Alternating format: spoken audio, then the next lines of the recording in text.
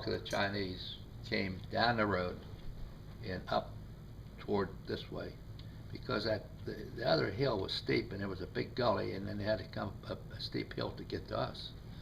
So the bulk of the activity was right here. This is where the big machine guns were. Yeah. And they never quit. They just chattered all night and mowed the heck of them down all along here because they came down the road and then came up on the hill. Then they'd come up the valley, and some of these come over from this hill over to here. But the bulk of the activity was down here. So you saw some of the other guys who were just overflow that came from Well, just that was around the you. first night. There was a ton of them come up past us.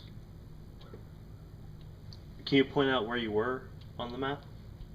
I would say from looking at this, I would be somewhere in this area here. There was a rocky ridge that ran out here, and we were on that ridge, and it looked down in this valley, and then they were over on this knoll over here. And they would come down every night, come down through and come up, but the bulk of them came down this way and try to penetrate here from the bottom of the hill up.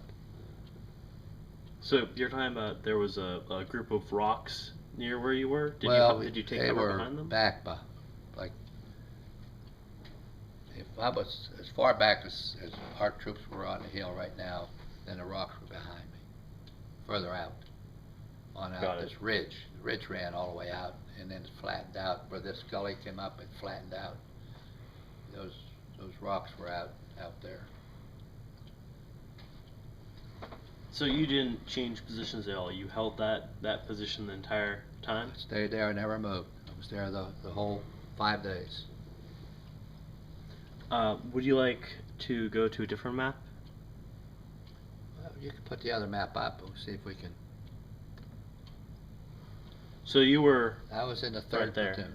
I think Hector might have been in the 2nd platoon.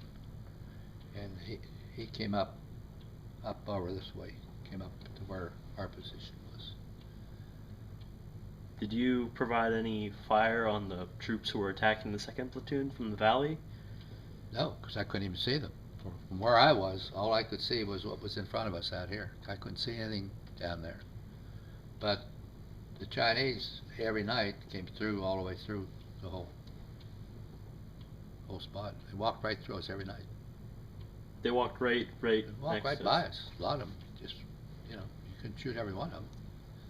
But you had to be careful because, we were so spread out. If they knew how sparse we were up there, they would have overrun us completely. But they didn't know. I mean, we were spread out. One guy here, one guy there. And, the orders were, after dark, if you move, you're dead. So you didn't move after dark. Just stayed right there. So it was shoot on sight. It wasn't. So if they were close by, shoot. And you said they walked right on by you. Did they just keep on going, or did they ignore you? They're looking for us. They walked right by you. Even though you were firing right next to them? Well, sometimes you didn't fire. You just sat there, being quiet. But it was just a strange situation. We had one night, I think it was the 2nd night, there was a bugler right out, just out in front of us here, blowing his brains out. That's how they gave their commands. That's how they would tell them to advance or retreat. The bugler was the guy that set the pace. So we killed the bugler. Someone shot the bugler. But he was close. He was probably between me and Gonzalez brothers. He was somewhere in that area. So he was in between you? Yeah. He was blowing that bugle. But they would shoot these flares up and would light the sky up. And they would come up. And you said how you had air support. Where exactly would they shoot at? Where would they strafe? Well, they would strafe this saddle, this rocky knoll, this whole area here. They'd strafe this whole area. And they dropped the napalm on that rocky knoll up there. and shoot the rockets. That was a real, like a rock at Gibraltar. You could see big rocks up there. They were probably dug in those hills up there. But they cooked them up there, and I'll tell you what, they were still there. Even though they were basically having everything thrown at them? You know, they were hit so much with rockets and napalm and strafed. You wonder how anybody could survive. But they did. There was still more there than we could handle. So I don't know how they survived. Because it shoot that white phosphorus 105s up there and explode in midair, and come down. White phosphorus gets on you, it burns the whole right through you. You can't stop it. So I don't know how they survived, but they did. But you know, every one of their troops had U.S. kids, and almost every one of them had a Thompson submachine gun.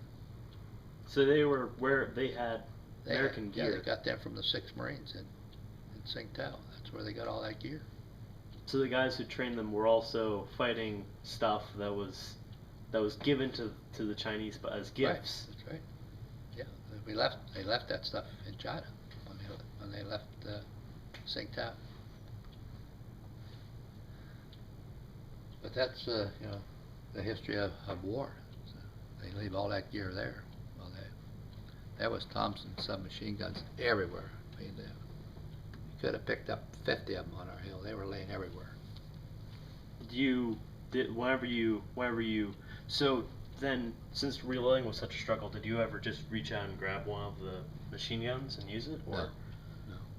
No. All I ever did was grab a carbine. But most of the time I just used the M1. I was a Browning automatic rifleman, but it only worked one night. The first night? And it froze up. And it wouldn't work no matter None how of much? them would work. No. I probably had the last one on the hill that was working. They quit. They all froze up. It wouldn't work. So we have this map here of all of Chosin. Could you describe how it was like heading up to Hagaru and the route you took? We went right up the road, right into Hagaru. In trucks? Coterie, trucks and rail. We went a long way on rail. On trains? Yeah, flatbed cars. So there was a... It just seemed like the war was over. You know, the Chinese hadn't come into the war. The Koreans were beat. They were whipped. And if the Chinese wouldn't have come in, the war would have been over. I'd have never seen an ounce of combat. So wherever you reached Hagaru, The Korean War was really a Chinese war. It wasn't a Korean war. But we right up the road into Hagaru. They were building that airstrip at Hagaru. And then we left there and went up Fox Hill. And they just dropped you there without telling you anything? Just dropped us off there and said, we'll see you. Well, they went back with the trucks and we climbed the hill. And we didn't think anything. We just figured, you know, just another hill. We could go up there and sit there tonight. But for some reason, I didn't get in my sleeping bag. A lot of guys got in their bags. And you stayed away A from lot of them didn't get out of their sleeping bags. We carried some down off the hill, still in their bags. So when did they first attack? At night? They attacked at night. Yeah. That one night? Yeah.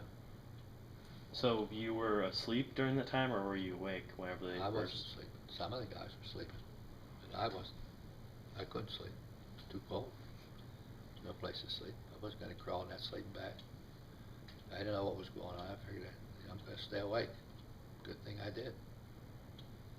So describe was like whenever like they attacked the first night. First I was sitting there on my position, and I seen 3 Chinese come up over the hill.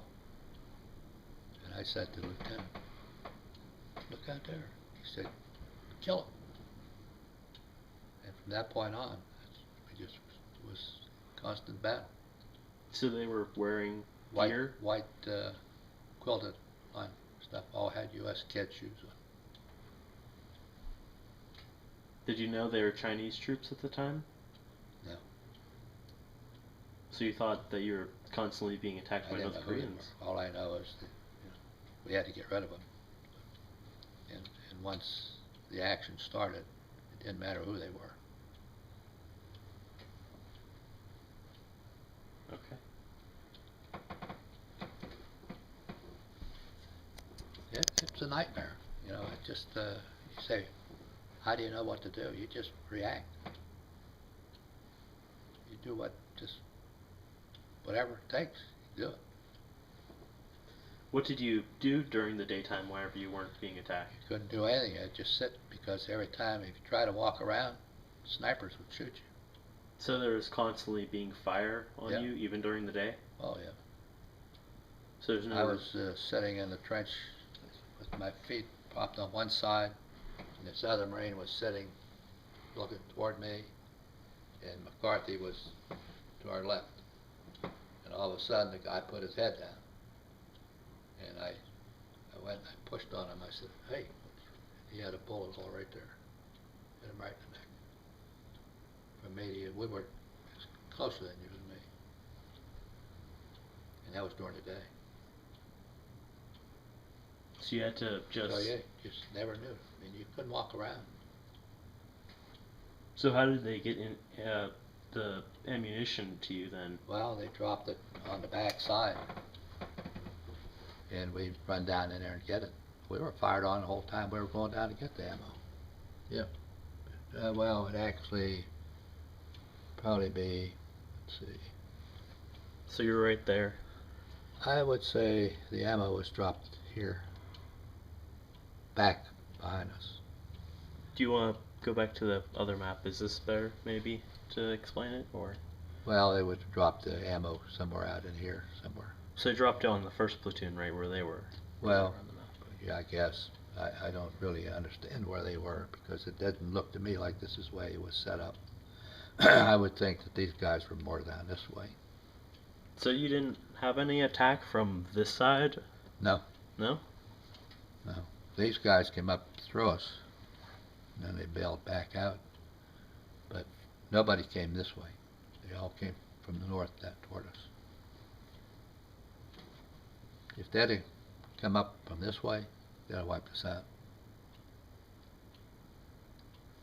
That's what they didn't know. So they must have assumed that there were like tons and hundreds of Marines. They thought there was more of us there than what there was.